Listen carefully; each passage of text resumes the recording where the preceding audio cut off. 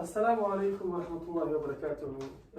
مقعي وعبد الله علي وحنا شقالة وشقية دقمنا الرئيس كاونتي عافمات في الجود دقمنا الرئيس كاونتي أو الرئيس كاونتي بابليك هيلث وحنا نتيجي شو بدنا فيديو كثرة بحناية كثرة إفصال بحناية عذر كان فافها درنا أو اللي هذا كورونا فيروس عذر كاسو مهان تعرفتين إنه أدونكي يولي دقمنا هنا وآد وفافي waxaan maanta nasiib u helay kalkaalisadeena calan faarax in ay naga caawiso oy garanaysaa wixii tala bixina inaga siiso qaabka aynu ka samayn lahayn ama sidaan ka yeeli lahayn xanuunka marka kusoo dhawow calan.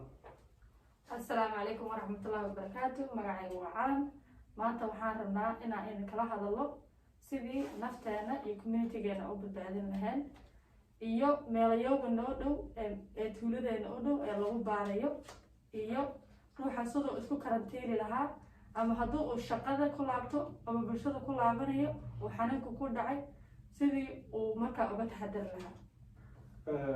waad mahadsan tahay calan. waxaan rabaa inaan ku weydiiyo marka koowaad maxaa la gudboon qof kasta inuu sameeyo? qof kasta waxaa fiican inuu sameeyo oo loo baahan yahay inuu sameeyo in uu 6 tallaabo la kala fogaado sida hadda aniga Cabdullaahi haddii aad kala fogaan karinna aad maaska xirato ama sanka iyo afka aad daboolatid. waxaa kaleeto loo baahan yahay gacmaha si isdaba joogto ah in loo dhaqdo 20 second la dhaqdo. waxaa kaleeto loo baahan yahay kala ruuxa markuu qufaco sanka iyo afka in uu iska daboolo ama hadduu uu tiish ku qufaco ama ku hindhiso uu qashka ku daro markaana gacmaha iska dhaqo. Okay, aad baad u mahadsan tahay.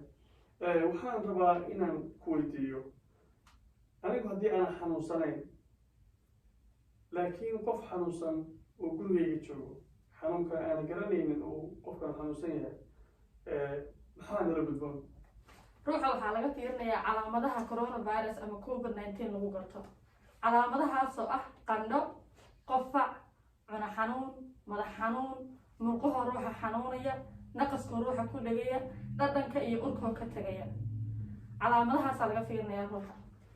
Okay, waan gatay. haddii qofkii marka calaamadahaas sheegaysid kuwa ka mida uu leeyahay sida culayska ka saaran laabta, qufac badan oo aan garanaysaay oo isku xigxiga, murqi iyo daal iyo urkii oo ka sheeganaya inuu ka tegay xanuun iyo daal iyo urka ka sheegay qofka noocaasa maxaan ka soo binaayo maxaan la gudboon?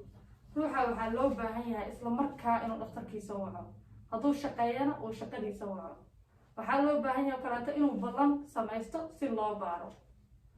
meelaha hadda inaga ballan lagu sameynayo ee noo dhow ee raiskaana ku dhex yaala waxaa weeyaan Faribood oo Alina Clinic ah, Health Finders, Northfield oo Northfield Hospital iyo Clinic ah, iyo Utano oo Mayo Clinic ah. waa mahadsan tahay.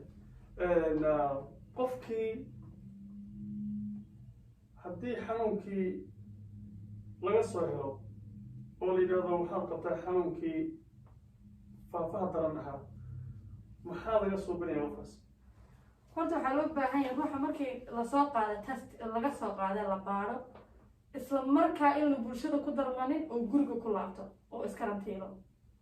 haddii markaa waa la soo wacay waxaa soo wacay qolada caafimaadkaa soo wacay cudurku inuu qabay in kaleetaa loo sheegi. markii loo sheego intaa ka hor waa inuu sii waco shaqadii.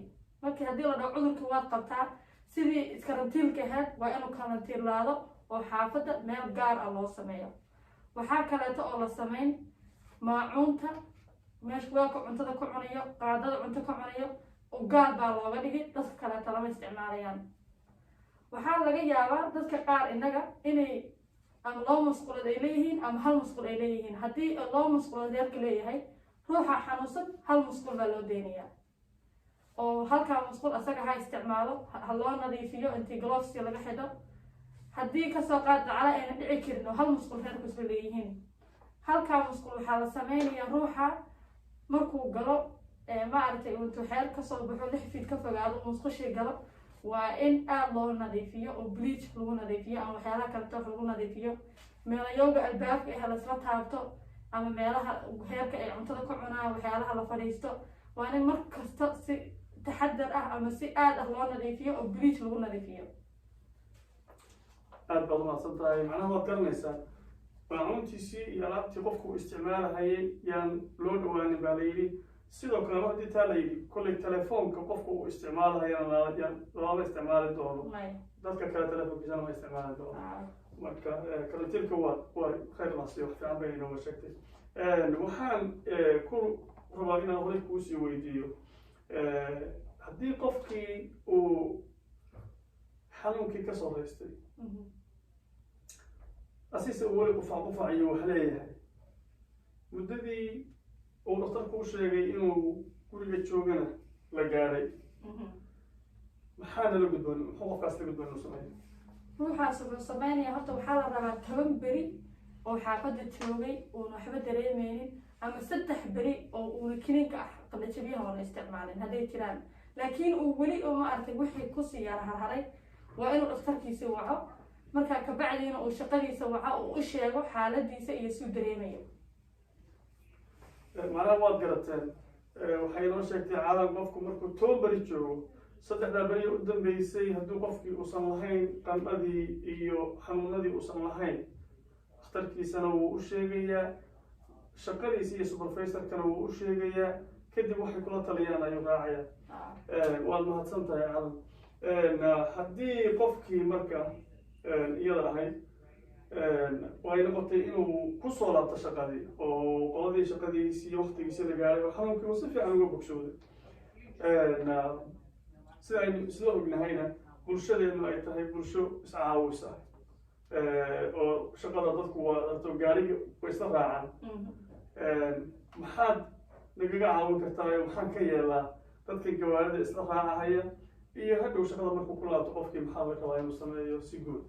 horta waxaa la rabaa horta gaariga horta la isla koriyaan ka hadlaynaa. gaariga waxaa loo baahan yahay haddii la iska dhaafi karo gaariga inaan lasoo korin saaha la sameeyo.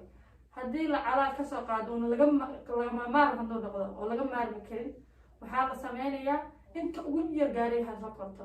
ruuxa gaariga wada aan la gar fadhiisanin, gadaashiisa ha la fadhiiso, afka iyo sankana ha laga daboosho. nadaafadiina ha lagu soo dadaalo. haddii aad gaarigii ruuxa la korayso, alaabtaadii aad wadatay ama boolsadaadii naftaada saaro, gaariga albaabadiisii iyo xaalihiisi inta iska ilaalin karta iska ilaali. dariishada waa in la furto, maaragtay air conditionerka aan la daaranin, maaragtay dariishada hoosa loo dhigto, afkii iyo sankiina ha idiin daboolnaadaan. markuu ruuxa gaarigii ka baxo kula soo karay, waa inaad gaarigiina aad nadiifiso oo bleach iskaga tirtirtid meelihii albaabada la isa taabanay wixii oo dhan. waad mahadsan tahay. su-aasheeda u dambaysa waxaan u malaynayaa waan kugu badiyey. waxa weeyaan sida dhammaanteen saynu ogsoonahay, dadkii waayeelka ahaabaa inoo jooga, yacni dadkii xanuunsanaabaa inoo jooga oo laga yaabo inay qabeen xanuunada ma garanaysa aan tegaynin, ama ay dhahaan daawo la-aanta wey. dadka noocaas ah maxaynu ka yeelaa? dadka waaweynka adiga dadka 65 sano iyo wixii ka weyn iyo dadka cudurrada joogtada ah qaba, waxaa loo baahan yahay si u gaar ah in looga sii taxadaro. waa inay ayagana si gaara u karantiilnoodaan ayagoo guriga joogaan. sidii aan ka wada hadallayna wixii kasta oon ka wada hadalnay, sidii la kala fogaanayay, cuntadooda, maacuuntooda, waxooda oo gaar looga dhigo. taxadar aad iyo aad usii badan waa inay loo sii sameeyo ayagana. aad baad u mahadsan tahay dhammaantiin bulshaweynta, aad baad u mahadsan tihiin. waxa aanu idinkala soo hadlaynaa waa caafimaadka guud ee degmada Rice County. degmada Rice County waxay diyaar u tahay inay bulshadeeda caawiso caawitaanka ugu ballaaran, ugu hufan. sidoo kale waxay Rice County ay leedahay numberka la yidhaahdo helpline, ama numberka haddaad caawis u baahan tahay soowa macnihiisu uu yahay, kaasoo ah wax degdeg haddaad u baahan tahay soowa uu yahay, kaasoo ah 507-384-6459 ama 507-384-6459. halkan waxaanu u joognaa haddaan Rice County nahay inaanu ku caawino. mahadsanidin. Thank you.